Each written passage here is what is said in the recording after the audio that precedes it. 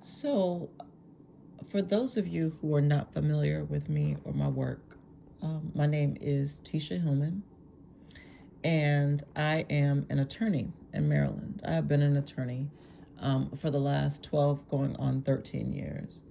And um, in light of everything that is happening in the country that is expressing itself on social media, I wanted to take this opportunity to invite you all to go over to thetishahillman.com and to pre-order a copy of my book that is called the Chapter 13 Plan. Now, the reason that I am saying this is because all of these things that people are experiencing and that people are dealing with emotionally, from the perspective of dealing with, ongoing aggression from law enforcement, seeing folks killed by ICE agents and seeing folks killed by law enforcement, from people having their SNAP benefits taken away, to 300,000 Black women losing their employment, to all of these things. Please understand that one of the things that I've had the opportunity to see over the last 13 years, roughly, of being an attorney is that, and I will say this again and again and again, it is the law that is the problem. It is the law that is the problem. It is the law that is the problem. And let me explain to you what I mean when I say this. Because we have been conditioned, particularly in American society, to believe that because something is policy or law or mandate or rule, that means that it is somehow moral, that it is somehow right, that it is somehow justified. And that is not accurate. That it is this wordplay, it is spell crafting, right? It is spelling. Because what happens is these words are spells because it is spelling.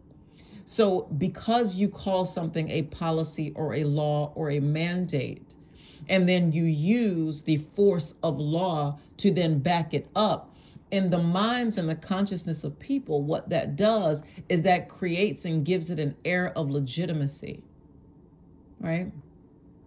But that does not make it legitimate. That does not make it moral. That does not make it correct. It does not make it equitable. It does not make it fair. What it does do is make it systemic, right? What it does do is make it so that people are less apt to then go against it. And that is what it is for, right? It is designed for conformity, to make you conform to a specific way of thinking, not necessarily right or wrong, but a way of thinking. And it's all for a particular outcome or a purpose or a goal. You understand? So, the reason I wrote this book is because I started to see these things through my profession. And I say this just in full transparency, because I see that the way that this works on all folks. So now what people are coming to realize is it's not just about, the skin color, right? It's so much deeper than that. But quite frankly, it's not any deeper than money, power, and control. Money, power, and control is what it is, right? And the law is used for the justification for said money, power, and control. And that is just simply the truth, right? That is just truth, right? And I can't unsee that simply because I have an ESQ behind my name. I can't unsee what is true. I can't unsee what these patterns have revealed that is in fact the revelation, right? And so, based on my own experience in dealing with law and these systems and coming to my own levels of awareness of all of these things, I have written a book that is called the Chapter 13 Plan: Spiritual Recovery, Reclamation, and Reorganization of My Divine Birthright from a Morally Bankrupt System. That is available on my website for pre-order. It is with the publisher, and it should be printed and everything to be shipped out My goal is, of course, by spring, which is March 21st. That is when I would like to start shipping out signed copies of the book for those who pre-order during this time period. But what I want to do is just go through what the 13 chapters of the book entail. Chapter 1, acknowledging the soul's overextension, filing the petition. Chapter 2, regulation is the first intelligence, the inventory of energetic debts. Chapter 3, the ones who claimed you owed them something, identifying spiritual creditors and parasites. Chapter 4, breaking the linguistic spells cast upon your identity, disputing false claims against your worth. Chapter 5, dismantling the architecture of survival to build a sanctuary of self, reorganizing your inner structure. Chapter 6, covenant of sovereignty remembered and renewed, rewriting the contract with yourself. Chapter 7, the moment you decide you belong to yourself, asserting spiritual sovereignty. Chapter 8, threshold, where your energy learns to recognize itself, establishing sacred boundaries. Chapter 9, understanding that your life force is the original currency, creating the divine energy budget. Chapter 10, releasing the roles you inherited to become who you are, restructuring your identity. Chapter 11, releasing the emotional debts that never belonged to you, discharging shame, guilt, and false obligations. Chapter 12, becoming the one who holds the rights to your own existence, emerging as the secured self, or the secured soul. Chapter 13, the return to the self that was never lost, only hidden, living as the inheritor of your divine birthright. And with the conclusion is the one who remembers. Now, I wanted to share that with you all because one of the things that I've come to realize along my journey is that so much of how humanity is controlled is through words, right?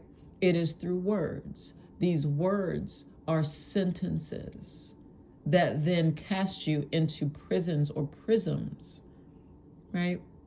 And in these words, these folks are able to make contracts. They're able to make agreements.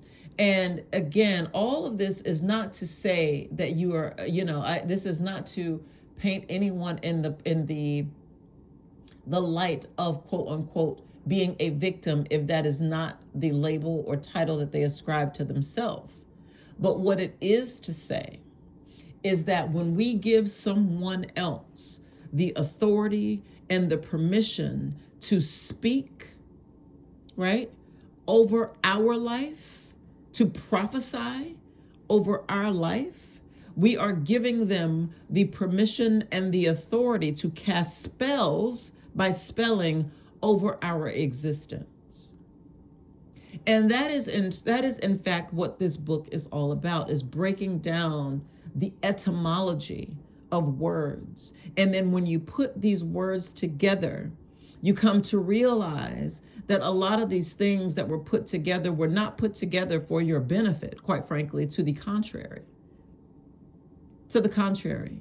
But so long as you have people, these humans, who have relied upon their titles and their positions and all of these things to keep these spells intact, that is in fact what keeps these spells intact.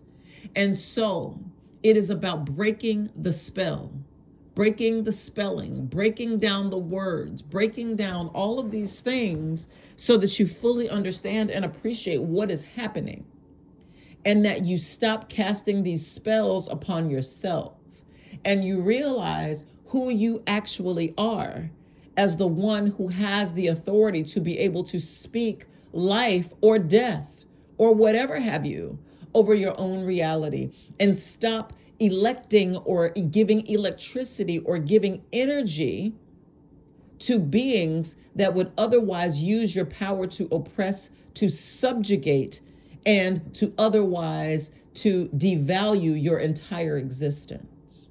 Do with that what you will.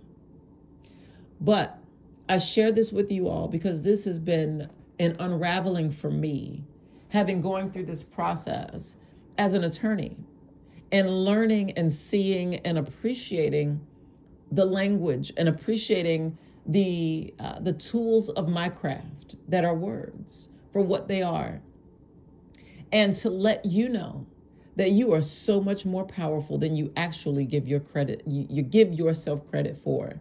And I am here to remind you to put your mind back together for logic and intuition, to love each other once again, so that you see very clearly and unambiguously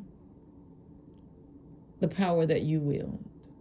And it is the power to speak and to create for yourself, or not. You can certainly abdicate that responsibility if you so choose, because that is the beauty of free will. But just know that you will always live in the reality that you choose. So if that is the reality that you choose, then so be it. Because that is the thing about being divine. It's always been about, you have always been your own savior. You've always been your own savior. You just needed to remember that. And that, in fact, my love, is the revelation.